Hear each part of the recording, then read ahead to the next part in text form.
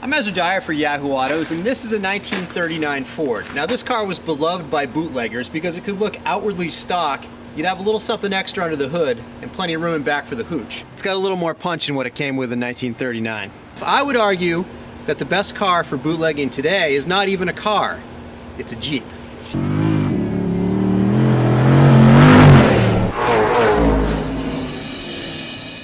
Okay, so what makes a Grand Cherokee SRT8? For starters, you've got the 470 horsepower, 6.4 liter Hemi that they put in all the good stuff.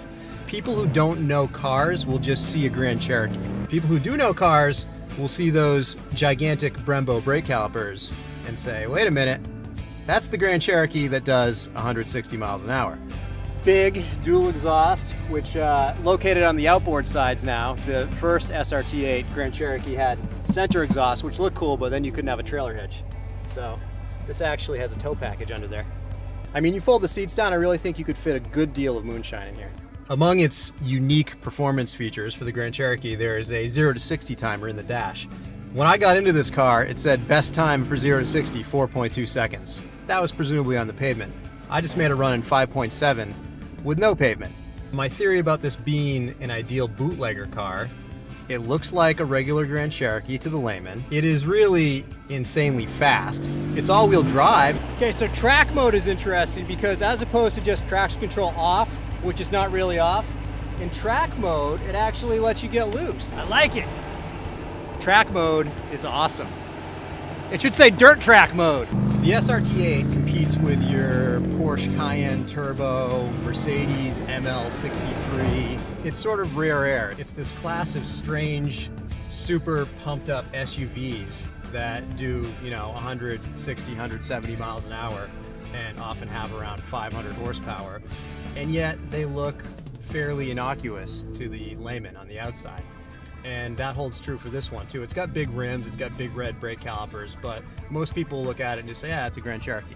They won't realize what this thing can do. And that, to bring me back around, is what a bootlegger wants. You want a sleeper. You want a car that looks like every other car on the road, but it's got a little more punch when you get after it.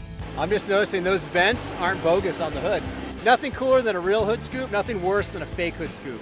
These are real. This is $64,000, which is a lot for a Grand Cherokee. I think it starts at about $60,000 and this one has some options. However, for $64,000, what is going to stick with this? What else is going to do 0 to 60 in the low fours and then go out in the woods? I think that the modern day Duke boys, they wouldn't drive a Charger, they wouldn't drive a Challenger, they'd drive a Grand Cherokee. Lance and Randy got a shipment to pick up for Uncle Jesse. Just heard it on the CB. Cooter's running interference for us, so we better get going.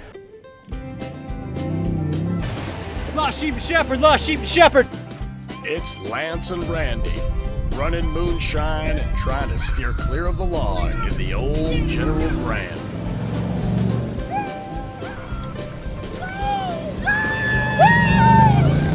Yeehaw!